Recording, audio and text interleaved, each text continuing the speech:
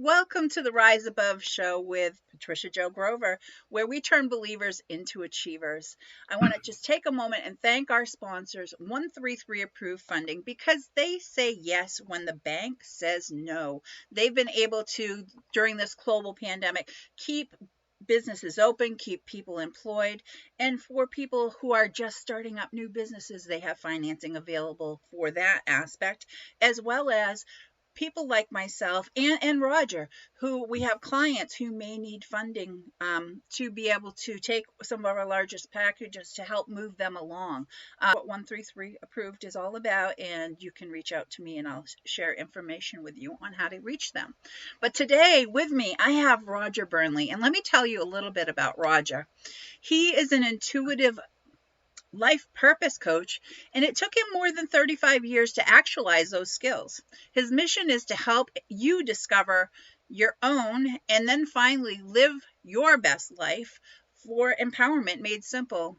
And it's a self guide to empowerment. So, all of his coaching sessions and programs hold the same intent to aid you in becoming the empowered person you can live your life with clarity, happiness, and confidence, likes of which you've never experienced before. He calls it the Burnley method. So, welcome to the show, Roger. You and I are two peas in the same pod, I think, in many ways.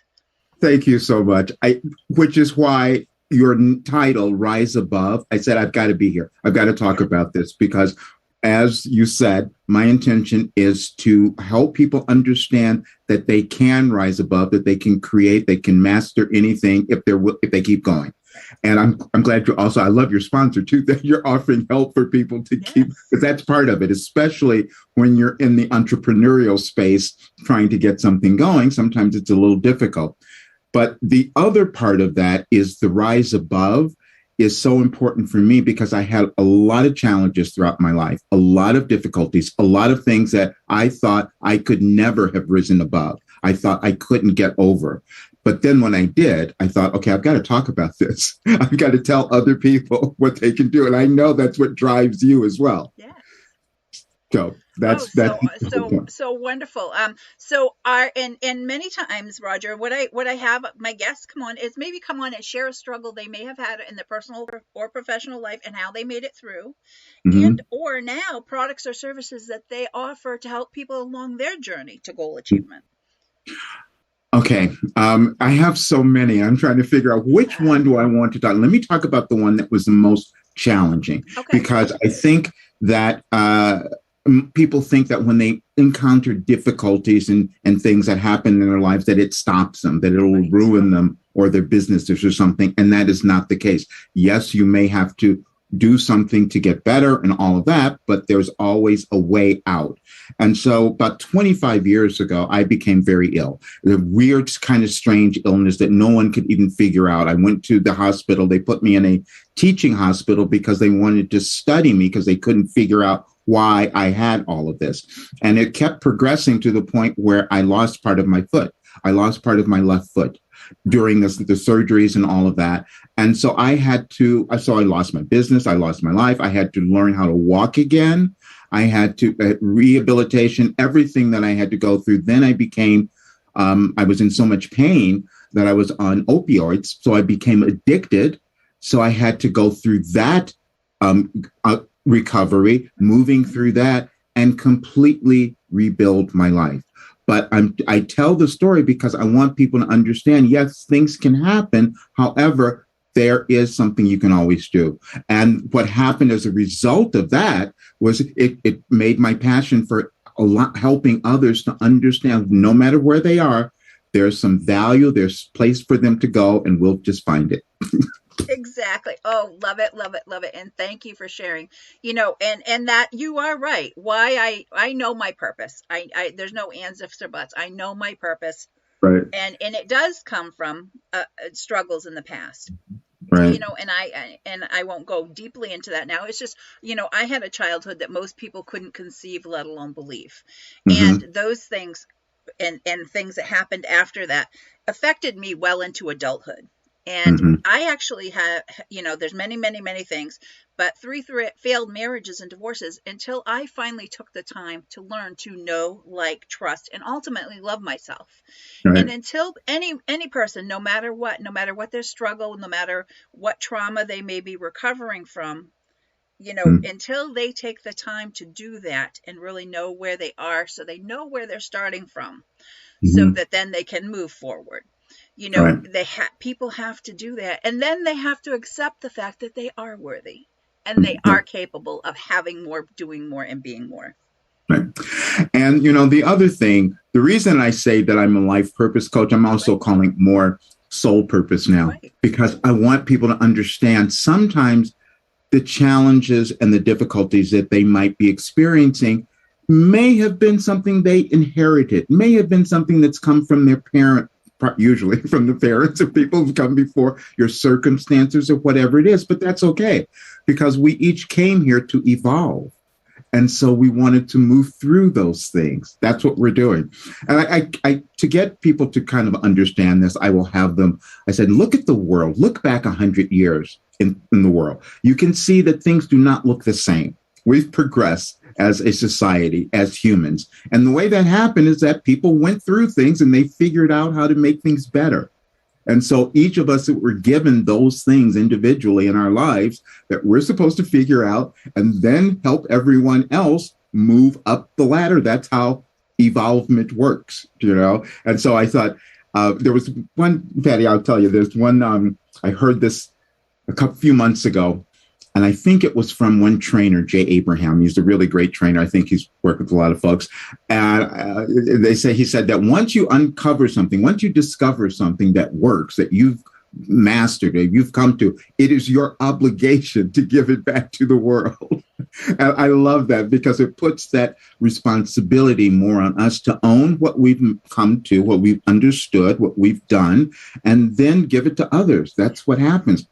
The other thing, I got to tell you this, because I know that a lot of people who will watch this or hear some of these things have been withholding some of their life experiences because they're ashamed, because they're embarrassed, because of all of that. And that is not the thing to do, because once you accept it and ask, why did I have this? What am I supposed to do with it? It becomes different. Right. We were on a call last week, and there was someone there who could not say something. I couldn't figure out what it was. And then she finally said, I was raped. And then I'm thinking, well, good. Because, see, I knew that her just saying the words, yes, it took some of that stigma off. And then that allows other people to say, yes, this happened to me as well. Thank you for saying that. Now let's move through this. Right. Because there are so many things that people hold on to. They feel ashamed. They feel a guilt. There's so many of those feelings having to do with definitely with something like that, and a trauma. Not that anybody asks for that, and let's make this clear, and we could go on about that, but that is definitely, that's a trauma. And many people, there's different levels, just like grieving in any way. People grieve in different levels and in different ways, but they heal from such a trauma in different ways. And some may take longer than others, but there's no right or wrong answer. You can't just tell somebody that's been through that, well, get over it. There's not that, yes. It's not that easy or a key to turn and change that channel to make a difference. It's going to be different for everyone. And you reminded me of years ago, I discovered John Bradshaw, the author John Bradshaw, and the one book that he wrote, which I said, okay, I need to read this one, Healing the Shame That Binds You. It was so powerful. And then he did a series, come to understand it, and then move out of the limitations that we have experienced as a result of that. Exactly. And there's many, my philosophy in life, it's in my book, but it is, our lives are like a jigsaw puzzle. Right. And, yes. And they're dumped out in front of us, but I won't go there. But what I just clicked with me, and I wanted to share, because I teach people about limiting beliefs. Right. And what we are raised in, the family, the environment of our home, and Mm-hmm. that's that belief window. That's that Right. window that we think that's the way that life is. Mm-hmm. That's what we, and until we get older and we start to have our own, when you get to become a teenager, you start questioning things because you're seeing more and more outside of that home Right. life. So Right. you're wanting to experience more and live life maybe a little bit outside of. So that makes our window, that helps that focus, those lenses change a little bit. And Mm-hmm. until we get older and are able to make those informed decisions and everything, then we start to get that view and make those are our own beliefs at that Right. time when we start doing that. But we still can be limiting ourselves. Oh yeah. And that's the thing. So whether we and my book is called Living Outside the Box, because Right. either we put ourselves in this box or we allow other people to put us in this box. Right. And that's not where we're going to be able to live our own lives to the fullest, because my life to the fullest is different than your life to the fullest. Exactly. Right. Just like I tell people, you have to have your own definition of what success is to you.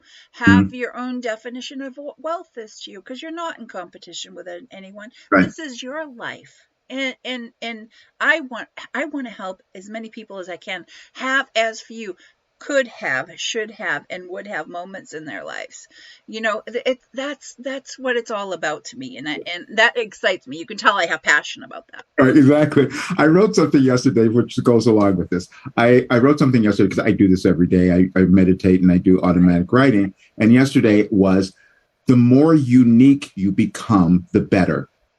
And that, I love it. yeah. I love that. Yes, because that's the thing we're afraid of doing. And that's the gift that we have. That's what we came to do, whatever it is, however that looks. But we resist that so much. And I've done that so much in my life. I didn't talk about, and I say to everyone, it's a process. It's an incremental process that we move through our lives and we accept more of ourselves. That's Right. all that's going on every step of the way. And that's how we evolve, when we just accept who we are and what we were given. There's Nick Vukovic. He's one of my perfect examples. He's this guy. Tony Robbins has used him a lot in his presentations, but he's this dwarf, small guy with no arms or legs, and he's a motivational speaker. And you watch this guy on stage, and you go, "Oh, now I understand." Right. It's being powerful has nothing to do with all this other stuff. It's how I'm thinking, as you said, what you're talking about, your beliefs. He tells you, listen, I just formed different beliefs. And fortunately, he says that he had the kind of parents who were not going to he said, no, you're going to learn how to do things. You're not different. You're going to learn how to do things on your own. They just gave him the support. Right. You're not weird and different. Just go do things. And anyone who sees him, you get Right. this. It's so inspiring. Yeah, and it's huge. That is so huge, Roger.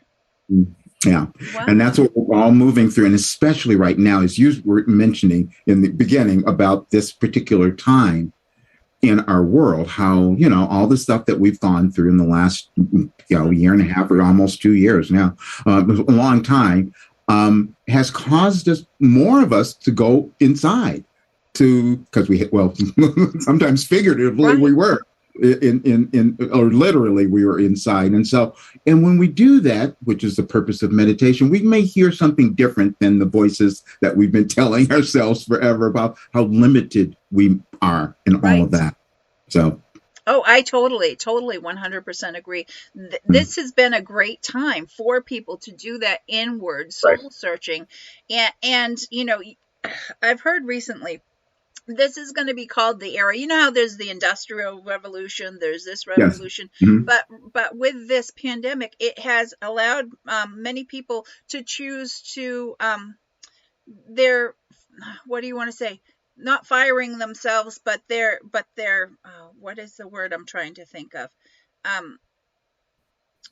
Yeah, it'll come to me, but they're no longer choosing to do what they were doing before, because actually Oh, now right. they Yeah. take Yeah. time to sit back Right. and realize they weren't happy with the journey That's, that they yes. were on. Yeah.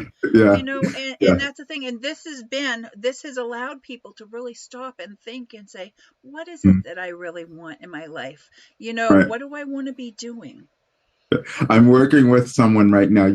I just received this email from her because I said, okay, now tell me what you want to achieve in these next 6 months. Let's just look at that and tell me what that is. And as she went into it, it was so big. And I said, I'm so glad that I'm taking you, that we're on this journey together, because I know how scary that can be, moving into places that you've not done before, which a lot of people are doing now. Fine, like you said, finally going back and doing the passion that they put away a long time ago. And so now she is leaving a job that gave her a lot of money, that was really, she was secure, Right. but she thought, it's not doing it for me inside. There's something else. And so she decided to leave the job. It was scary. She said, I've got to do it. But she was trusting her intuition, and she's moving to a different state and is establishing a new identity, so that she can now do this creative stuff that she's been putting away forever. And she also knew, she was so aware that it would be better for her to be even in a new physical environment, Right. to allow that to happen. You know what I mean? To allow that to happen. Yeah, and that's a beautiful, beautiful thing. And what I tell people, Roger, too, is if there was that dream that you had when you were a child that revisits you, if it keeps revisiting you, it's revisiting you for a reason. You had to say that, didn't you? Yes, it really is. And if you or I tell somebody that, we know that for Right. 100% to be true. Absolutely. But some Absolutely. people may look at you like, well, when I was a kid, well, guess what? If that passion, it It was was there then, and it's still there now, there's a reason for that. Yeah. It's so bizarre. I talked about this just recently. I mean, I've seen things forever that I can now kind of recognize, that I've known all of my life and that I felt then. But then there was another more interesting point, that I wrote a dream. It was so odd, because I don't typically remember my dreams or write them down. I just don't do that. But this time I did, and I saved it. And it was from 2005. And in the dream, I wrote down exactly what it was. And then I even said at the end, well, maybe I can forget about this. Maybe I can pretend like it didn't happen, because that's what we do a lot of times in our lives. I didn't think that. I couldn't possibly be the one to do that. Right. And you are the one to do it. That's why you have it. Exactly. Oh, so awesome. So can you share with us what that was? It was being a leader. It was being a spiritual leader. That was helping people move and understanding all of that. And that was the thing that I denied, that I didn't talk about. And this is why I'm so transparent with my clients, because I know that there's stuff you're hiding. I know there are things you haven't accepted yet. That's okay. This is a process of coming to that. And that's all that we're doing. So, and the more, and I have to, so what I do is I have to share my stuff. Otherwise it's not helpful to them. Do you know what I mean? If I've got to say, this is where I held back. I know that's why I can see that you're doing it. That's why I know you're doing it. And so, Roger, I have different guests that come on from all over the globe, and they're in different genres and everything. But many people that come on are coaches, life coaches, business coaches, and do very similar things to what I do. And people say, well, doesn't it bother you to have somebody on? Don't you feel, that that's causing a conflict? And I say, no, not at all. I don't come from that space. I come from the space of, there are so many people out there that are in need. And it just is, it could be how you come across and what you do and how you work with people. That connection, because you have to have that know, like, and trust. You have to have that connection for the work that both you and I do with people, because you do get, it is very very in depth a lot of times. People are sharing in their emotions and how they feel Right. about things. And there does have to be that connection. So I don't have an issue with Right. having people on, because to me, that's that ripple effect. The more that I can help you be Exactly. able to help more people, that I am doing my job to be able to help Absolutely. people. So I That and have my show. I work with people one-on-one groups. I have my show, but then I also have my summit that I do on a quarterly basis, that I have speakers that cover all 8 dimensions of life, because I boldly confess that I don't have all of the answers for everybody, right. Yeah. but the connections that I have, like people such as yourself and other people I network and work with, that I can refer. If somebody comes to me and I know something, whatever, I can send them to the person that I feel that would best be able to help them. You You're know, like Henry. You're like Henry Ford. yeah, You know that whole story about him. yeah, I don't know. You know that yeah, yeah, I've heard it. Yeah, it, where he was. You know, he said, "I can. And no, I have the experts. I can do anything. I have everything." And so that's what you're doing. And yeah, because you understand that the more we bring people together, which is actually the era that we're all moving into now, where there's more collaboration happening, coming together, and less separation. So people working together is perfect. yes, and it is, and so I absolutely love that. I love collaborating with other people, because again, it's more about how many people that can be made feeling like they are capable, they're Right. worthy, they can do it. It's just one of my favorite authors, Roger, is Dr. Wayne Dyer. You Oh know, yeah, yeah. He was you one of know, my. Yeah, me too. and I go back to him always saying, you know what's never crowded along the extra mile. Yes. Okay. Yeah. And a lot of people think about, hey, those are those people. Those are those people that have the biggest incomes and all this Mhm. stuff. But you know what I really take from that is that extra mile isn't that up here. It's the work that you do behind the scenes to Right. build that strong foundation on which you're going to build your biggest plans and the best Mhm. thing for your biggest, most bodacious goals and dreams that you want to achieve. But you got to get all those pieces put together first to hold that, to support that, and sustain you while you're on that journey. Speaking of Dr. Wayne, the one Yeah. other thing that he used to say all the time is, "Don't die with the music still inside you." Yes. Yes. That's and, right. and that just stayed with me so long because, and whenever I would hear that, I said, "I know I'm holding back, I'm resisting, I'm doing all of that," which a lot of people do because they don't trust that they are the ones who have the information, or they are the ones who can do what they see in front of them, and they always can't. We think about these kind of this religious thing that we've heard forever. God never gives you anything that you can't do or you can't handle, or something like whatever those things are. Every single religion, no matter where it is, has had that in it, has told us all that, but it's somehow we've slowly begin to accept it. Yeah, and that is so true. And that's the thing. I think many people, and even if they've gone and they have doctorates and all this stuff, still they Mm-hmm. come to points in their life when they are doing something that they have this I'm trying, and I know you know the words, and I don't know why I'm blanking on words today, but when you feel like you're not worthy or There's, capable yourself, oh yeah, yeah, right. and Oh, the imposters, yeah, the they're imposter imposter syndrome. There we go. right? See, Yeah, I knew it was coming to me. yeah, yeah. I, I I know that people have that, and I know that even people that are high up and have been doing that thing, doing in that Mm-hmm. industry for years, still Mm-hmm. can have that creep Mm-hmm. across them. We all Right. have those things, and all those little naysayers in our own minds, whatever. And I've heard people call them, and I've used this term too, our backseat drivers. We all have them. Those little things that are Oh yeah, whispering in our just ears. talking out. Yes. Yes, yeah, That's interesting. I said I came to a new place. I said, okay, the imposter syndrome is not real, is what I came up with, because what happens is that we think that we're in some place that we're not capable of doing. And that's why we feel like we're an imposter. That's never true. And then when I hear, and I'll tell you this story, because I lived with that for a while. I saw a TEDx talk about the imposter syndrome. It was the first time I knew what it was, and I heard it. And she gave a wonderful presentation. I said, "Oh, that's me. That's what I have. That's what's wrong with me. I have the imposter syndrome." And so if I would choose to believe that, I would stay there. Exactly. So I said, no, that's not it. It's just me holding back. Right. I'm not an Exactly. imposter. Right. I'm supposed to move into this. That's what's going on. Right. Yeah. And so that takes us, Roger, to that question. And I work with clients with this. That what if, okay? So think about this. This what if you think of it in a negative context, negative mindset, that what if makes you question and makes you step back.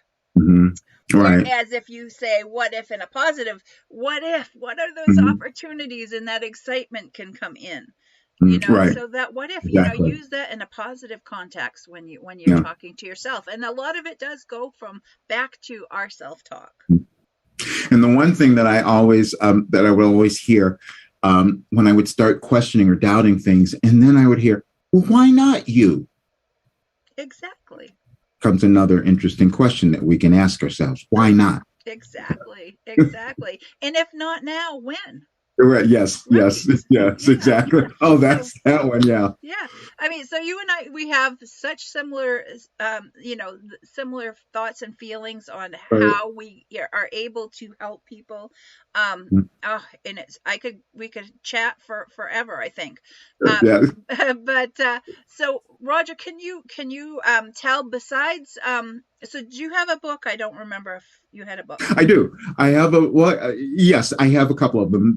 One book that I wrote is called Overcoming Fear, A Guide to Freedom, because I suffered with fear my entire life. Okay. That's on Amazon. I also have a free book, an ebook called Empowerment Made Simple, which is just a little detail of some of the experiences of my life, how I moved through them, and why I created the program and why I do the work that I do now. And that they can get just free. They can download just by going to my website. And there's on my link tree, there's a link there for them. Okay, so I was going to ask, do you have any free gifts for our viewers and listeners? And so that would be it, right? Yes, absolutely. Can you share your link tree address, and then you'll be able to put it in the text underneath? Oh, perfect. Yeah. You want me to put it in chat here? No. Just go ahead and tell everybody what it is now. Oh, it's the link tree, the Burnley method. That's on the link tree. Okay. Yeah, the Burnley method. Wonderful. And do you have is the Burnley method your website also? Yes. Okay, so it's the burnleymethod.com. .com, correct. Okay, yeah. Wonderful. For anyone who'd like to find out more about me, you can go to patriciajogrover.com, and I have gifts for the viewers and listeners. If you text the word GOAL, GOAL, to 26786, if you're in the continental US. If you're outside the US, there's a longer code. It's 1-866-926-40226. There we go.